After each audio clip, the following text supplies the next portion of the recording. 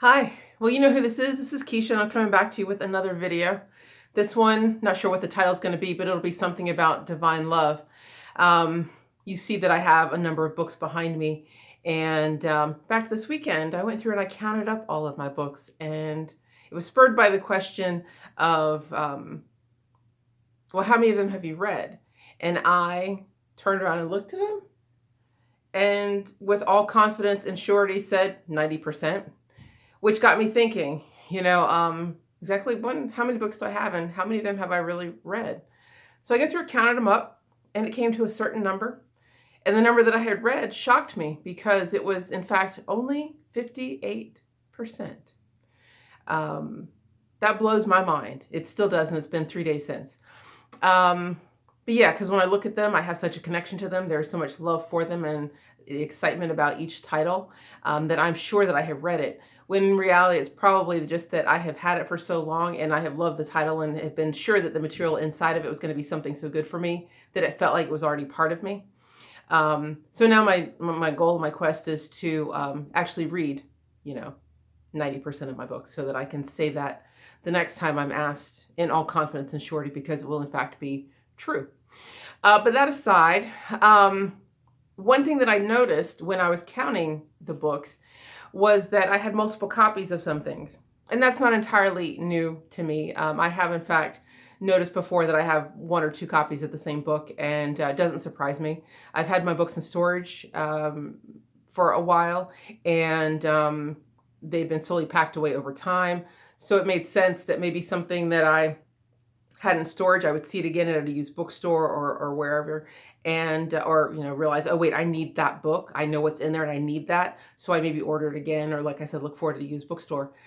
So to get all of my books in one spot and see that I had multiple copies, not so surprising, especially of certain titles like Catherine Ponder, for instance. Interesting note, there's one thing that I do want, and that is the autobiography of a yogi. I had it on CD in my car for the longest time, but then when I got my new car, I wasn't able to transfer the music over, so I lost it. And so I want to get another copy of that. And so I must have been thinking about that on Amazon one night, and I put it in my cart. And I also wanted a large print copy of the book. I, in fact, have an original signed autobiography of a yogi, signed by Paramahansa Yogananda, that I picked up at a used bookstore somewhere. And I wanted a large print, one that I could actually read and underline, because I didn't want to mess up the pristine copy that was signed. And so I put that in my cart. And when I was going through my cart, I realized I had it in there twice. So not only have I bought multiple copies of the same book, I also store them in my Amazon cart that way too. That was revelatory, and as one of my friends said when I told her, yeah, that's some next level shit. But what was truly next level and really, truly surprised me was that, speaking of, I actually already have a large print copy of Autobiography of a Yogi, not the signed one, but another one that I bought so that I could read it and mark in it. So I already had it. So I would have had it 4 times, which brings me to the next point, which is that it turns out that there was one book that I have 4 copies of, not in my virtual Amazon cart, but actually here in this room. And not only did it surprise me that I would have 4 copies of the same book, because that just seems unnecessary and unreal, even for me. But it was a copy of a book that I know I like and love, but not to that extent. But it was The Prospering Power of Love by Catherine Ponder. All 4 of them are the same thing. 2 earlier print editions, which I think it's cool to see what books used to look like before I came into the world. And then 2 that are relatively new. One of these I'm pretty sure I took with me to Turkey, because this book has the letters to the 7 churches. And when I went to Turkey, we were actually going to be touring the areas of, I think we hit 4 or 5 of the cities of the churches. And while we were there, my plan was to read the book and do the affirmations while in those cities. So one of these copies is special for that reason. But the other 2 I have because I have them. And so I took it to the beach with me today. And just so you know how much I love you all, I cut my time at the beach short to come back to film this video because I was so excited about what I was reading and the thoughts that it was inspiring me to have. And if you know me at all, you know I love the water, I love the beach, and to pull me away from it was pretty spectacular. But yeah, I left the beach relatively early, so I'm here at all my glowing goodness, sharing this with you.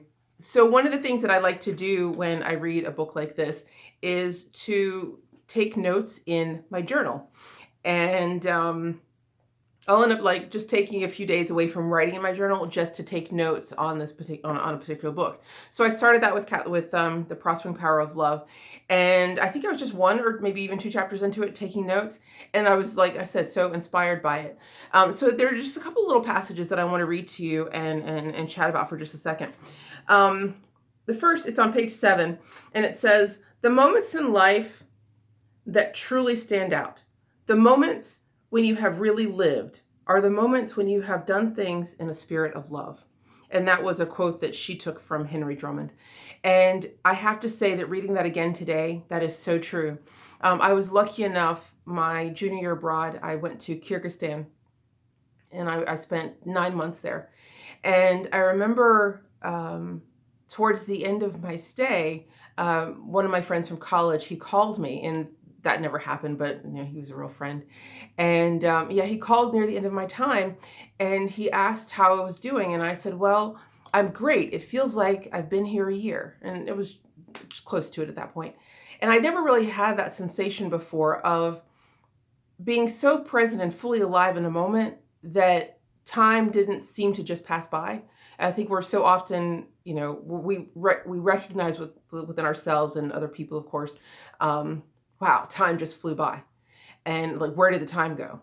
And it's either because we're so engrossed in what we're doing that time ceases to exist, and we're only aware of the time before and the time after, and that's what's shocking to us, that so much time will have elapsed.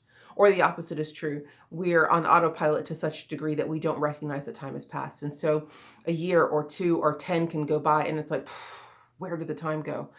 But I had that distinct feeling after that first year in Bishkek in Kyrgyzstan, that time had moved along at its perfect pace. I had gotten every single moment of juice out of it, and it felt like 9 months. Not in a good way, not in a bad way, just, yeah, it felt like 10 months had passed. And I recall like just being so fully present for everything. And I said yes to everything. And I don't even know if there's anything more I could have said yes to, because I was so alive and so present during that time. And I know that since then, I've constantly been trying to chase that feeling. And to some degree, I've gotten that when I travel, or I'm always looking to travel to have that next experience, as if I can only have it when I travel. But that's really not true, because it's really about being present and bringing love to everything that you're doing. And I can truly say that when I was in Kyrgyzstan, everything about it I loved. It was the people, it was the food, it was the quiet times in my apartment, walking out. You know, I lived across from their White House, and going out, it was just a regular Saturday, and there's, you know, 10,000 people on the square, and it's a major holiday that I didn't know about. Just being caught unawares by things like that. Being stopped on the street, just being on TV, like all those things, like I was really alive, and I loved every single moment of it. And so now I realize, like, hey, I don't have to go somewhere necessarily to do that. Wherever I am, I can find that within, as long as I approach it and come to it with love. And so that passage really struck me. And then something else I wanted to share. You know, there are so many fantastic affirmations, and even just her writing can lend itself to an affirmation. So I want to just share a few of them with you here, just to give you an idea. I love all people, and all people love me without attachment. That is such a powerful affirmation, because we're talking about, you know, love in the familial sense, and of course in the relationship sense, but also impersonal love. You know, that's what we take into the business space. So that's just something that I like to, I was drawn to that. Divine love is doing its perfect work in and through me now. That is so powerful, because if love is the greatest success power there is, if love is the greatest power there is, to ask that divine love, to receive that divine love is flowing through me now, and it's doing its perfect work, then I am obviously going to be healed at depth. I am going to be healed and brought to my highest potential and expression. So that's just, another little affirmation. I call on divine love to heal and maintain all my relationships now. Yeah, because if divine love is the basis for all of my relationships, then only good can come of them. And that's all that I want. Nothing good happens but through people. And if I can receive them and see them as love and be that love expressing, then we are all getting to enjoy our greatest gift and our greatest power. I think that was an affirmation too. The idea that I see everyone as an expression of divine love, and I am expressing divine love in all my interactions and relationships. There are so many different ways you can work these into affirmations, and I definitely encourage you to either, pick up a book. If you were me, you'd have 4 copies. And create your own divine love affirmations. 1 or 2 will do the trick, that's for sure. One that has been something that I wanted to share, because I've just recently gone through a somewhat difficult period, but all difficult periods, you look for the silver lining. When I'm going through something challenging, I ask that the gift and the blessing of this experience be revealed to me.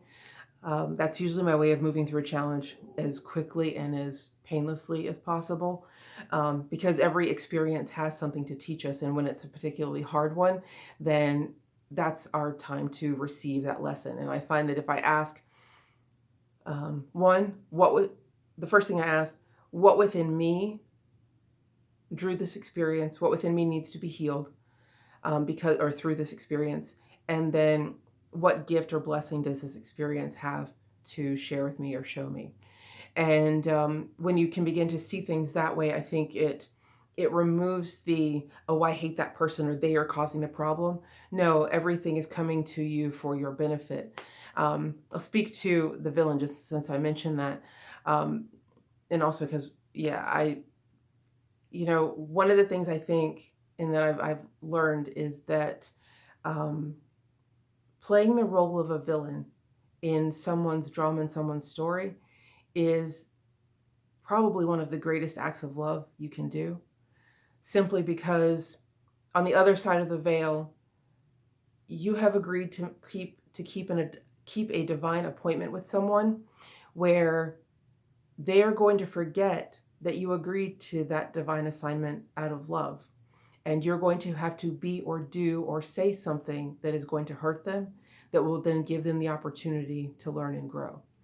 And so when it is your turn to be the villain, do not shy away from that opportunity, because 1, it is your divine appointment, and 2, it is only for each other's growth and healing that happens. So in the Prospering Power of Love, Catherine quotes Emma Curtis Hopkins and says, everything is really full of love for you. The good that is for you loves you as much as you love it. The good that is for you seeks you and will come flying to you if you see that what you love is love itself. All people will change when you know that they are love. We shall change towards all people when we know that we ourselves are formed out of love. All is love. There is nothing in all the universe but love. And it's easy, I think, to remember that when we're not being challenged, right? I can be at the beach today enjoying this book and see the lesson of love. But last week, when somebody was getting on my last damn nerve, I'd forgotten that lesson of love. That's why it spoke to me so much today. So just, keep that in the back of your mind. And I want to go back to my favorite, my most favorite divine love affirmation. And that is, I walk in the, or divine love expressing through me now draws to me all that I need to make me happy, my life complete and permanently perfect. I walk in the charmed circle of God's love, where I am magnetically attractive and divinely irresistible to my highest good now. And so I will leave you with that. Oh, actually, no, two quick things. One, it seems ridiculous that I have so many copies of this book, so I'd like to share. If anybody can guess the number of books in this room, because there are more out there, if anybody can guess the number of the books in this room within, say, 50, I will send you a copy, and I'll keep this open for the next week, so you all have a chance to submit your guesses. And I just want you to know, one of the reasons I was thinking about divine love is because I'd like to be in a relationship. And not 20 minutes after I put away the book and decided to come home to film this video, I went into one of my favorite little shops on the way home from the beach, and there happened to be a lovely Greek gentleman who, took the time. We chatted up a bit, and before I was leaving, he said, "Here, I want to make you a gift," and he handed me a diamond. So within 20 minutes of concentrating on divine love, a man handed me a diamond. Take that. I will see you all next time. Bye.